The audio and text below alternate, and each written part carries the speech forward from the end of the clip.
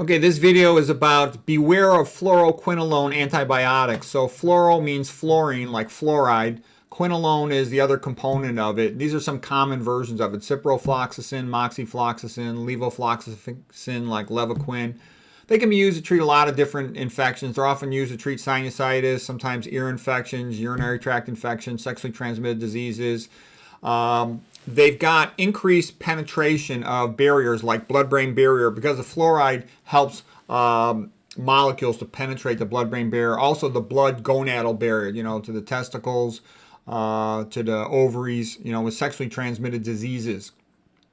It's a mitochondrial inhibitor, inhibits something called, and it also inhibits DNA gyrase. To have fluoroquinolone side effects is called to be floxed.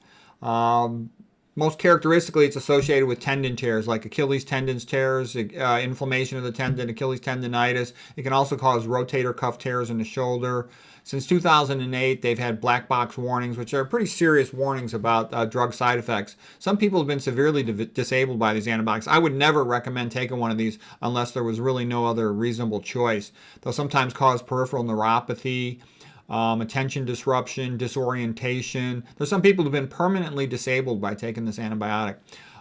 In the brain, it can cause CNS agitation, so it's contraindicated in patients with a history of seizure disorder, epilepsy. It can cause insomnia in patients.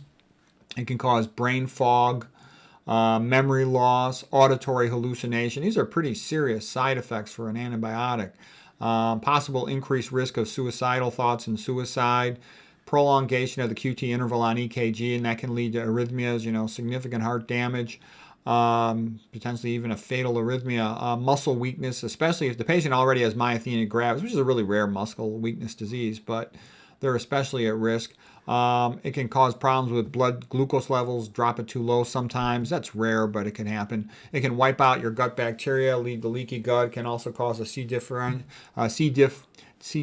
Clostridium difficile colitis, rare associations with aortic aneurysm and dissection. So the bottom line is tremendously high risk of side effects and very serious side effects, especially all these brain side effects and neurological side effects, peripheral neuropathy side effects. I would never take one of these antibiotics unless there was really no other reasonable choice and it was a serious matter. So it's good to be aware. Fluoroquinolones are pretty dangerous. Another one of these mitochondrial inhibitors. There's so many mitochondrial inhibitors among commonly prescribed drugs.